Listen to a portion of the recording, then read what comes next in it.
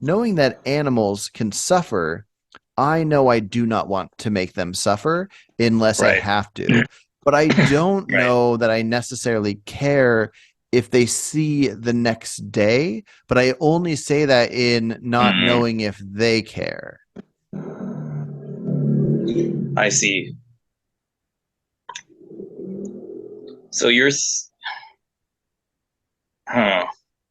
Like let's say It like sounds like a deer out kind in the of negative wild. consequentialist. Hmm. Um, the loss, the loss of good experiences, happiness, or more complex good experiences is only significant insofar as there was anticipation of the good experience, and that the Mm-hmm. the frustrated anticipation is necessary to make the removal of those future good experiences from the universe uh, a negative consequence. Yeah, I mean, I disagree with that. Yeah, okay. fundamentally, I don't think that what's negative about the universe being altered in such a way that positive experiences are removed. Uh, Okay, well, you know, can you help me because lies maybe in the I anticipation. maybe I haven't thought this through well enough, and once I do, then I'll change my mind. But I've heard Alex O'Connor talk about this before, the benefits of positive experiences. I've never been convinced of that. I don't have any interest in positive experiences, other than if Mm-hmm. something can experience, I do want it to experience positive things. But As but opposed to negative things. as opposed to negative things. But that's it. So you think that this is what negative consequentialists tend to say, right? Um, you think that you can compare a positive experience with a negative experience, but you can't compare a positive experience with nothing, with non-experience. Hmm. Yeah. Is that right? Is Yeah, that a well, fair let me description? give a quick example. So let's just say you had a cow that could live 3 years or 6 years. And at the end of 3 years and at the end of 6 years, in both cases, it would die with no pain, just dead.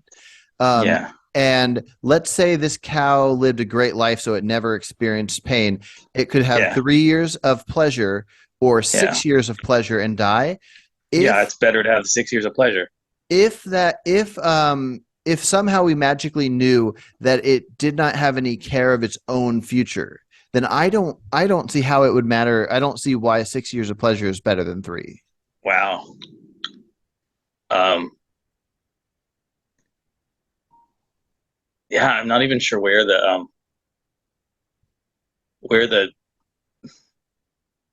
main like lines of communication are Well, let's look across at it this with me gap. then. But Let's look at it with me. Let's I think say there's just more pleasure in the universe. There's more positive valence experience of sentient beings in the universe. So unless there's some trade-off in terms of reduced positive experience or increased negative experience of other sentient beings, then it's just strictly better that the cow having positive experiences, a net positive life, is around for longer.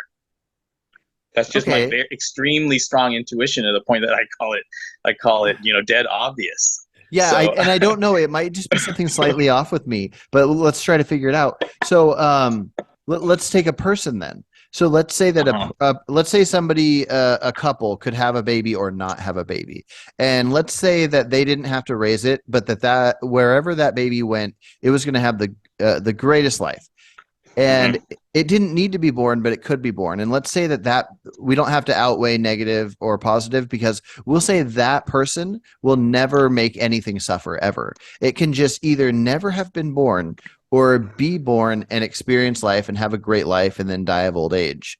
Mm-hmm. Me being a person that's already alive, I want to continue to live. I can't, my brain cannot figure out why to create that hypothetical child I was talking about, even if there's going to be a billion positive experiences. uh, why it would be you can't figure out why it would be something like a moral obligation to have more kids until Like your just to sort of create. capacity is exhausted, or you can't figure out you can't you can't figure out why it would be why you ought to do it, or you can't Yeah, like figure out let's just say what I would could be press good a about doing button. it. Yeah, let's just say I could press a button and a new child would pop up, and we don't have to know why, but it will go Mhm. wherever it goes, have the right amount of parents, the right amount of whatever. We don't have to figure out if I'm going to raise Yeah, it or anything. But I I could either see. press it and it appears, or I don't press it and it doesn't appear. I Yeah, don't have given your any thought. stipulation. Mhm. Oh, sorry. Yeah, my intuition is that you make the world a better place by bringing such an entity into it. Yeah, absolutely. I guess I'm. Weird. I guess I'm. I don't usually. I don't even usually go to this. Well, I guess I do sometimes when I talk about futurism, but I'm a pro-natalist. Yeah, yeah, I'm a pro-natalist. If the if the increased number of sentient creatures are not causing a larger harm to other experiences of sentient creatures, and I definitely hope that uh, um, humans stop, at least humans stop, torturing sentient creatures like Mhm. factory farms. I hope that we colonize space and there are, quintillions of sentient beings having rich, fulfilling lives Hmm. in 10,000 years or something. Yeah, Interesting. I mean, I think I don't think if we can if animals, including humans, can keep reproducing how they do, I don't think anybody should be stopped. I think the reason reproducing happens is because people have this natural instinct to want to do it, not just the act. They obviously want that, but then there's something within people that makes them want to have children, and yeah, definitely with animals. And so if we could make a place to hold all of us once we are overpopulated, then that's great too. Or if we just imagine like the Earth just becomes somehow magically is so huge it can hold 50 billion times what we already have, then yeah, that's great. And I yeah. don't think we should hurt anything. And it should the animals appear when they appear, but I can't picture the idea of wanting more to appear just for fun. Like, and I know it's not just for fun, but Just for fun. or just to appear to experience pleasure when they wouldn't have cared about the pleasure if they never existed. I mean, so Carson, imagine, because I think there's a status quo bias going on, Okay. which there usually is in our thinking on lots of things, on maybe everything.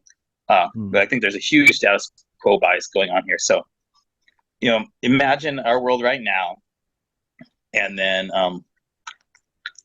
without anybody anticipating it and having worry about it or whatever, some some like large hadron collider experiment or whatever causes just everything to blink out of existence. Hmm. The Earth, just all the matter of the Earth just disappears instantly. Um, you have the intuition that that would be worse than the current situation. It would be worse for a couple reasons. It would be worse because I know I want to continue myself. And I think I also care enough about other knowing that the rest of my species and maybe other species want to continue. So therefore, I wouldn't want us all wiped out just to have no more suffering and no more pleasure. I would want us to keep doing what we want to do. I'm willing to suffer for my wants of survival, and so that's why I don't want to be wiped out. Yeah, that's interesting. The anticipation, I mean, so I would say that, make the, well, currently, sadly, currently, unless we could be sure that this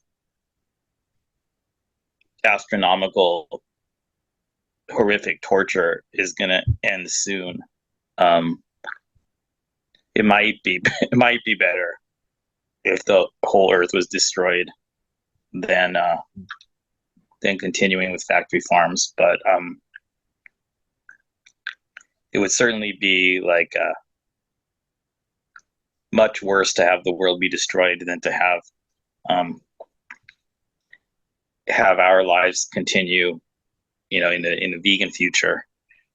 Even so, and to say that, I do have to address people that are going to talk about wild animal suffering, because my position is that my consequentialist position, I think, has to be that wild animal suffering matters,